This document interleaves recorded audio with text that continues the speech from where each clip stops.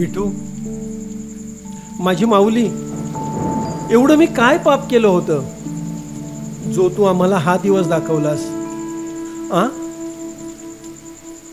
अरे, दरवर्षी न विसरता तुझी वारी करणारा मी वारकरी, आणि आम्हालाच तू ही कसली रे शिक्षा दिलीस? गप्प बसावं. त्याला आहे आपली काळजी, तो करेल सगळं व्यवस्थित. आता काय करणार तो व्यवस्थित? आयुष्याची जी काही जमापुंजी होती ती सगळी होतेची नवती झाली. असं कसं म्हणता हो तुम्ही? ओ, आपल्याकडे जे काही होतं ते त्यानेच ते दिलं होतं, त्यामुळे तोच काही तो मार्ग दाखवेल. मला हे सगळं मान्य आहे, पण त्याच्याच वारीसाठी आपण निघालो होतो ना? हो, पण तुमचीच चुकी आहे ना त्यात. इतकी वर्ष सरकारी नोकरी करून रिटायर झालेले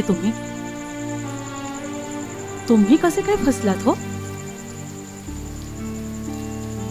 मी काय सांगू तुला? तू गावात वारीचं सांगायला गेली होतीस, तोपर्यंत म्हटलं आपण सगळी तयारी करायला घेऊया. म्हणून आपल्या कपड्याची बॅग भरायला घेतली.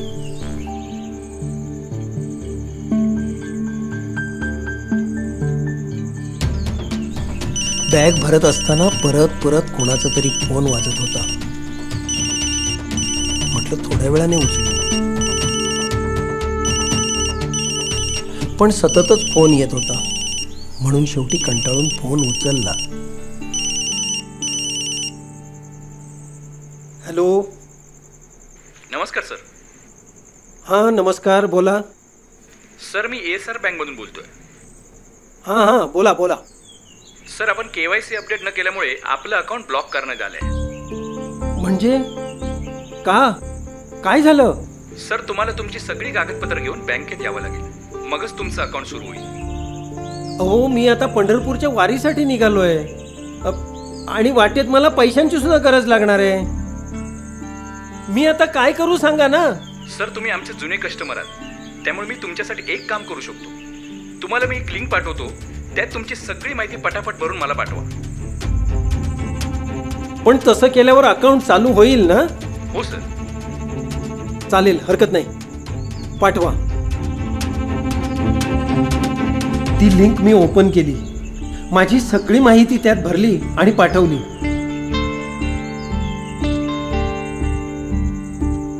थोड्याच वेळात एक मेसेज आला, आणि बघतो तर काय, माझं अकाउंट पूर्णपणे खाली झालेलं होतं. काय करू काहीच सुचत नव्हतं. नंतर ताबडतोब मी त्या पावसकरांच्या दिनारला फोन करून बोलावलं आणि झालेला सगळा प्रकार त्याला सांगितला. त्याने मला धीर दिला, सांगितलं की काहीच काळजी करू नका, मी सायबर पोलिसात जाऊन तक्रार करतो. आता बघू, त्या देवालाच काळजी. हो, तो करेल सगळं व्यवस्थित. पण खरं सांगू, या कारणामुळे इतकी वर्ष आपण करत असलेल्या वारीला मात्र यावर्षी खंड पडणार.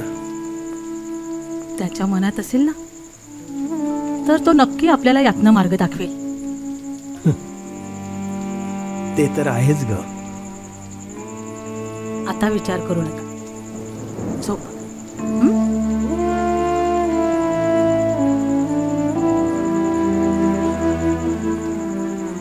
विठ्ठला, तूच रे तारणहार.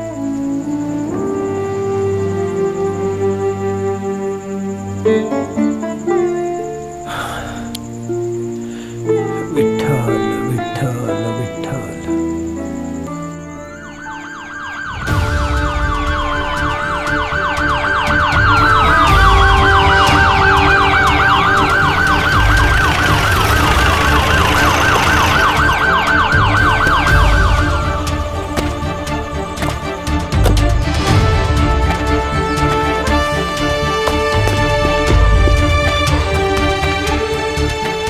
नमस्कार काका. नमस्कार. आपले सायबर क्राईम अंतर्गत पैसे गेलेत ना? हो. तेच पैसे परत द्यायला आलोय मी. काय सांगताय काय? हो. अहो पण हे कसं शक्य झालं?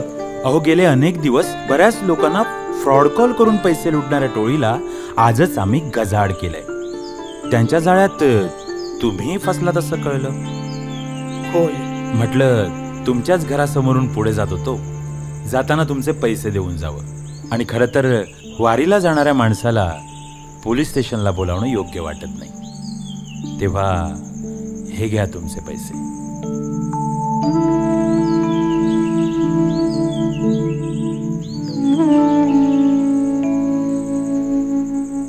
साहेब धन्यवाद. खूप मोठे उपकार झाले हो आमच्यावर.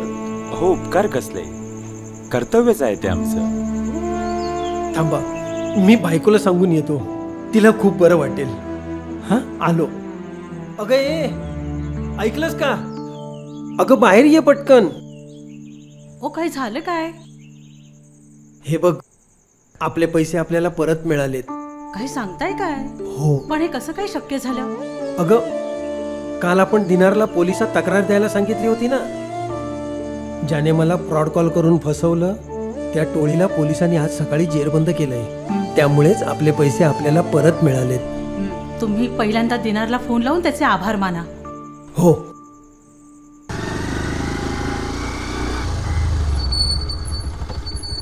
का हो दाद्या? अरे एवढ्या घाईघाईत कुठे निघालास? अण्णांना काल फ्रॉड कॉल करून कोणीतरी फसवलं, माहिती आहे ना? हो.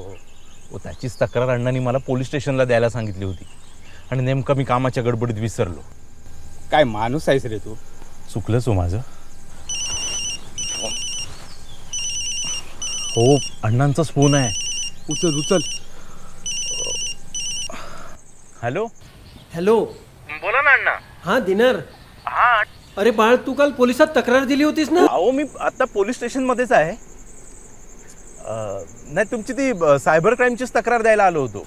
म्हणजे काल तू तक्रार दिली नव्हतीस? नाही ना अण्णा, हो कामाच्या गडबडीत जरा विसरलोच मी. पण आता देतो ना, आता मी आलोय पोलीस स्टेशनला. हॅलो हॅलो अण्णा. हॅलो. अगं हा म्हणतोय मी आता पोलीस स्टेशनला तक्रार द्यायला गेलोय. मग या हवालदार साहेबांनी आपल्याला पैसे कसे काय दिले? कोण हवालदार साहेब? अगं ते काय बाहेर उभे आहेत. ये दाखवतो ये. आले. अहो पण कोण हवालदार साहेब? हे अगं इथंच तर होते. कदाचित आपली वाट बघून गेले असतील निघून. चल आपण बघूया त्यांना.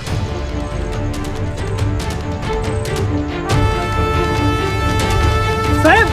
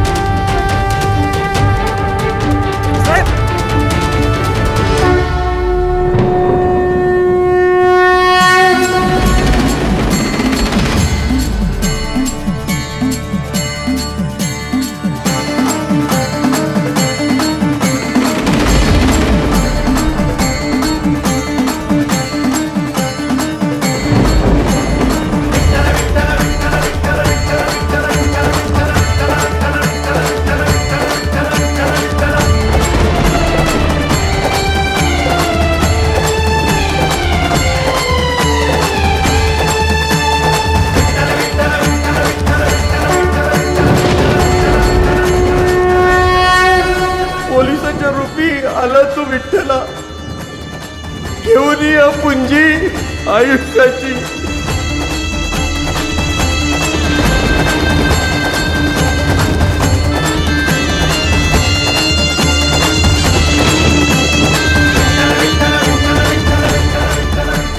विठ्ठल आपल्या भक्ताची वारी कधीच चुकू देत नाही. पण मंडळी, तुम्हाला एक गोष्ट मात्र आवर्जून सांगतो की प्रत्येक वेळी संकट आल्यावर देवावर आणि पोलिसांवर सगळं सोडून देऊ नका. अशा प्रकारच्या सायबर क्राईमपासून सावध राहा.